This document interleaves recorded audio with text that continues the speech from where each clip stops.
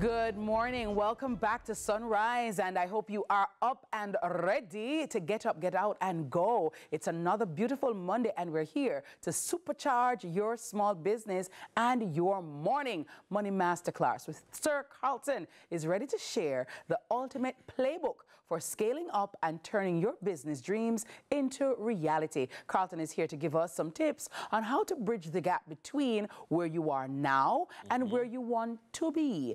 Over to you, Sir Carlton. How are you? Good morning, people. How are you both doing? I'm very well, thank you. And how are you? I'm doing pretty good. I am rested after the birthday, but yes, I like the aesthetics this morning, by the way. Yeah. Thank you very much. Lovely. And I see you're going black this morning. Yes. Yes, what nice and cool and professional. Yeah, when it's serious time, I forgot black on. Serious, yes. Yeah. Militant. Militant this morning. But we're looking this morning at scaling SMEs, MSMEs, micro, small, medium enterprises, businesses. First question, Carlton. Yes. What's scaling? Before we even get to scale, how do you know that this business that I'm engaging is an MSM, is a micro or small or medium? Like, how do I know which one is which? That's a good teacher. I came prepared this morning. Amen. Because I said, if people want to scale their business, how will they know if this applies to them? What scale are they at? And what does that scale mean? All right, wonderful. So look at it now. If you're a scaling business, you have growth and you have scaling. Growth is if I put in the resources. If I put in X amount of resources, I'm expected to grow by X amount because it is pretty linear. So you're putting 2 more employees, you're expected to get 2 more million of output. Okay. Just that is growth. Scaling, you're looking to get the output more efficiently with limited amount of resources.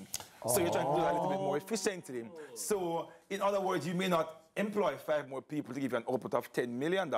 You may implement some other things. You may try to look at how am I doing things now. Yes, you want to import new systems in place so you can get more output with the least amount of inputs. You're trying to be a little bit more efficient when it comes to scaling. But both equates to growth because you're growing, whether it's by scaling. your output, you're growing by your profitability, you're growing by different things. Nice. All right? So we know we're good that we understand that. Okay. But what are we talking about this morning? So your micro business are those businesses who employ less than 5 people and their turnover is about less than $15 million per annum. So if you have less than 5 employees, you're alone in the business with less than 5, and you have a turnover, which is how much money you are making annually. Your revenues, how much money are you bringing in? Your gross revenue, if it's less than $15 million, you are a micro business. All right? Good with that. If you have... In the Jamaican context? In Jamaican context, yes, based upon what we define here in Jamaica. So you can define it in terms of like staff, and you can define it in terms of turnover. Correct. If you have 6 to 20 employees, and your turnover is between $15 million, about $75 million per annum, you are a small business. Yeah? And if it is that you have about 21 to 50 employees with about 75 million in revenue, turnover, to 425 million in revenue per annum, you are in our medium-sized business. And those are what we consider and contextualize and put in that category of MSMEs. We're good with that, students. Wonderful. What we want to understand this morning is that small, medium businesses contribute significantly to the GDP in Jamaica. Yes. Significantly. Fun fact to know is that 80% of jobs here in Jamaica comes from MSMEs. Yes. 80%. Wow. 80%. Wow. Yeah. Significant amount of jobs coming from there. From the man who operates a very small hardware with the 5 people in, to the barber shop with 2 other little barbers in there, to the nail techs, to the persons who are running the eco-wear business, different things you find that contribute significantly to employment. Yeah, the cook shops. Cook shops, stores. The egg stores here and there, the clothes store. Yes. Listen to me, they contribute significantly. But if there's a gap in the market, as a good business person, you should do what? Fill that gap, which is why you are in business in the first place, because you want to fill a gap. But let's look at how it is that as a business you can now ensure that you are scaling and growing properly and efficiently. Number 1, always define your niche. Who am I serving? Because you do not want to go into business, and I've mentioned this, maybe a few months ago when you're looking at what you should not do as a small business. You must know who you are serving. Differentiate yourself as a small business. When somebody calls a small business name Miss Kitty or Dennis, you should easily be able to say, no man. Oh, they're the people who do. X, Y, and Z. Yeah. You shouldn't be all things to all men. True. You know, research your target audience. Know your competition. Because you want to know how can I do much better than the other party. Because that's the aim of business. You want to get more out of the target that you're focusing on. So know who it is that you want to serve. Number 2, ensure that you have a plan in place. If you're just starting out, if you're just in the earlier stage, make sure you have a business plan. Even if it's like a really small business? It's a small business. Because what that will cover then is it will help you with who are you serving? How are you going to serve them? It will give you a SWOT. What are my strengths, my weaknesses? How can I capitalize on the opportunities? What are the threats to my business? Sir Carlton, we've heard the term business plan. Yes. But for somebody who may be just starting, I don't know how to start. I don't know what is a business plan. Where are going to get it from? What is in it, and who's going to help me write? Business plan episode. We'd have to do and break down a business plan for a small business or for a medium or for whatever business. Yeah. But there's some key things that must be in your business plan. Yeah. Whatever stage you are of your business. Because the reality is more than 50% of businesses fail in their first year. Wow. And half the time, these people do not have a plan. Yeah. And you need to get that done. Yeah. All right?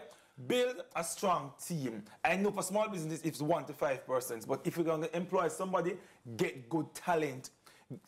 People make or break your business. Yeah. Have you ever walked into a business place and the service alone from the person on the front line who just does not care, just turns away Dennis? Turns away Miss Kitty, Definitely. turns away me from doing business with the person. And the entrepreneur, the owner of the business is doing everything. They're putting in capital, they're buying the right goods, and they don't even know that Jody at the front or Ben at the front is giving horrible service, or they just don't know what they're doing. So as an entrepreneur, you want to ensure you have the right people. And also, let me just quickly say, Dennis, nowadays we have many entrepreneurs now, burgeoning entrepreneurs, and sometimes they are the problem because them get hype and them just start to disrespect their customers.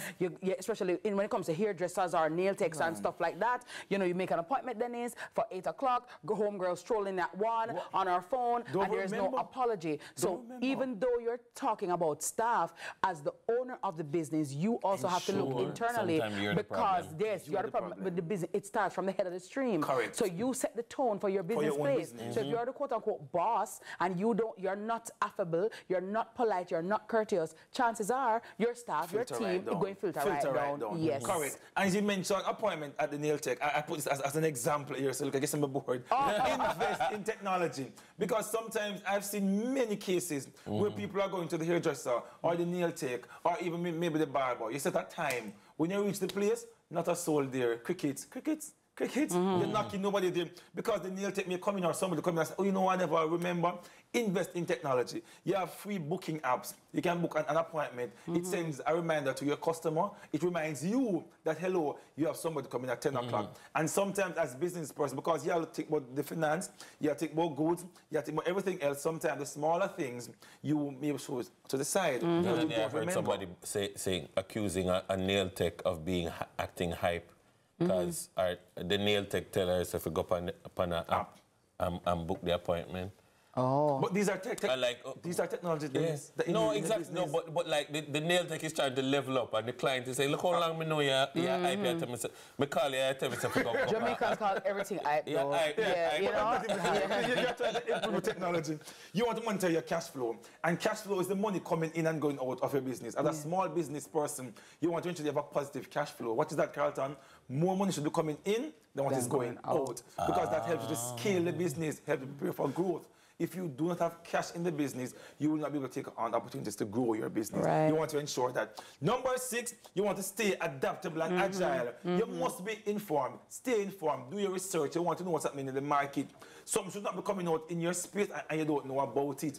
A new hair product can come out and you don't know. A new fashion trend for your store coming out and you don't know. You must be able to adapt. And number 6, expand marketing efforts. As a small business, as a medium business, you must be marketing. People must know about what you're doing. How will people know that you are a great MC? How will they know that you do great voice-over, Dennis? How will they know, Carlton, that you are one of the best speakers out there about money? How will they know? You know, you have to tell people. Go tell them Go over the hills and everywhere. You have to market. How do they know that you have good clothes? How do they know that you are the best barber? How do they know that you have the cheapest styles? How do they know the best quality fittings for your house? You must market. And people sometimes forget. they fail. People forget sometimes. Like, you know, the restaurant them, like when them just come in, every Friday it's full and the hype is around them. And then people forget because you don't feel like you need to advertise. Exactly, but you need, look, Grace is still advertising. KFC. KFC is still advertising. Bam. Just in case you forget, it happens over here. KFC don't have to, but guess what? They are doing it because you need to stay top of mind as a business. There are several ways that you need to look at marketing, but guess what? I want to jump into another segment because here what? I appreciate how CVMTV just focuses on small business, medium businesses in every facet. And I want persons this morning who are actually watching to think about what can I do as a business person to scale, to grow. And if you do not know and you want help, you know where to find me. In my other professional career outside of TV, I engage with medium businesses, corporations, entities to ensure that they are properly financed, you are properly leveraged, you have money in the business. If you need financing, you know where to find me. Right. 10 years I've been doing corporates and small businesses. So we know a thing or two of what we're saying. So get what? Hit me up. We'll sort out the business for you. All right. Small businesses, you know where to find me. Yeah. Let me help you get some money into the business. Carlton G. Steele. One Carlton G. Steele. One could never two. I like that for you. But Carlton, thank you so very much. As I say, you know, you've taught us so much, and I really, really love this segment because we learn a lot, and I'm sure our viewers as well are learning. We're taking notes, Carlton. We're taking notes. Yeah, man. And to all the small, the micro, the small, the medium-sized businesses, we say good morning to you. We know it's rough sometimes, but thank you so very much for sticking with it. And once you listen to people who have sense and who know what I'm talking about, you'll be all right. So thank you so much for being here. All right, well, you heard it, ladies and gentlemen. Class is not over yet. Stay tuned for some extra lessons. Oh, yeah? Carlton, extra lessons. Extra. Yeah, Read all about it. Pay for it. Oh, that's Stick hot. around. We'll be right back. That's hot. Oh, wow.